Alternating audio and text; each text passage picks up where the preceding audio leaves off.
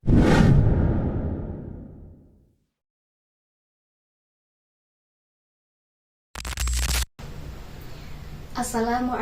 warahmatullahi wabarakatuh.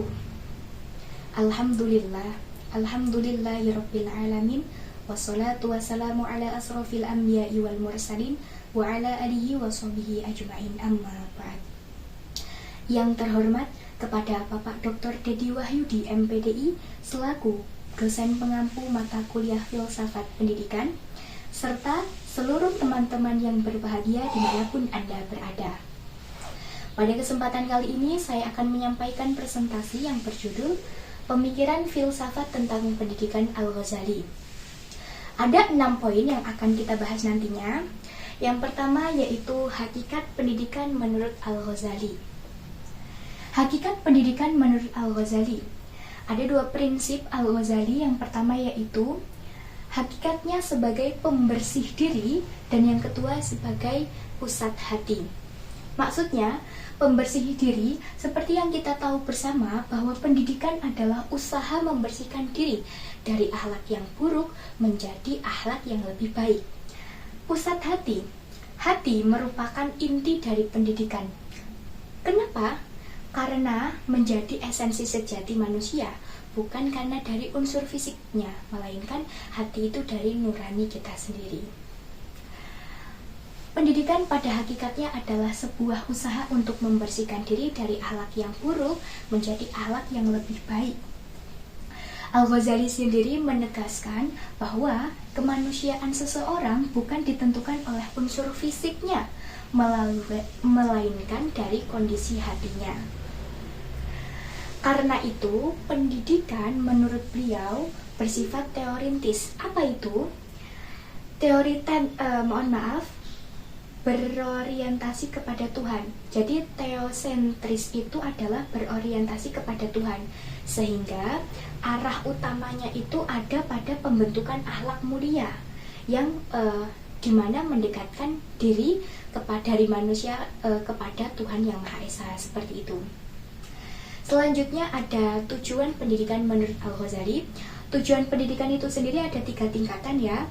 Yang pertama yaitu kesempurnaan insani, kebahagiaan dunia dan akhirat, dan juga pengembangan 3 aspek. Adapun kesempurnaan insani yaitu pendekatan diri kepada Tuhan.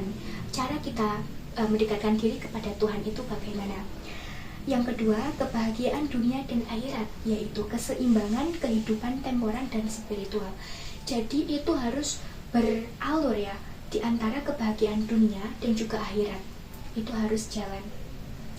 Ada juga pengembangan 3 aspek. Apa saja 3 aspek itu? Ada kognitif, ada afektif, dan juga psikomotor. Apa itu kognitif? Yaitu menggunakan akal. Apa itu afektif? Menggunakan hati, dan juga psikomotor menggunakan jasmani kita. Next yaitu etika guru dan murid. Juga dijelaskan ya dalam pandangan Al-Ghazali, seperti yang kita ketahui bersama bahwa etika guru itu seperti apa, etika murid itu seperti apa. Etika guru yang pasti menyayangi muridnya, mengikuti keteladanan Rasulullah, mencegah perbuatan tercela, menyampaikan sesuai dengan pemahaman yang sudah diterapkan, dan juga yang pasti mengamalkan ilmu-ilmunya yang nanti akan kita bahas juga. Sedangkan murid tentu niat dalam mencari ilmu, ya seperti kita sebagai mahasiswa berniat, bertekad, bersungguh-sungguh dalam mencari ilmu. Kita kan sebagai mahasiswa itu kan harus benar-benar bersungguh-sungguh dalam mencari ilmu dan juga bagaimana kita mengamalkannya. Nah, ini nanti ada hubungannya dengan moral dan juga etika pendidikan. Yang pasti ada akhlak sebagai fondasi. Maksudnya bagaimana? Akhlak itu kan pelengkap ya, pokok dari sebuah amalan ibadah kita, dari sebuah pembentukan kepribadian kita. Jadi akhlak itu sebagai pondasinya kita dalam menuntut ilmu gitu, dalam berpendidikan itu seperti apa. Nah, ada juga pembentukan karakter. Karakter itu apa sih? Karakter itu sama aja dengan kebiasaan. Jadi kita itu harus membentuk karakter atau kebiasaan kita itu dari sekarang, Dengan seperti apa? Dengan bagaimana? Yaitu dengan menanamkan karakter yang baik supaya kita bisa mengamalkannya itu enak gitu loh. Dan nanti juga berhubungan dengan ilmu dan amalan. Nah, apa yang sudah kita dapat, apa yang sudah kita terima dari guru itu tadi, kita harus bisa mengamalkannya gitu loh, dengan membentukkan karakter dengan suatu kebiasaan yang baik begitu. Adapun konsep tasawuf Al-Ghazali ada 4, yaitu taubat, sabar, fakir, dan juga tawakal.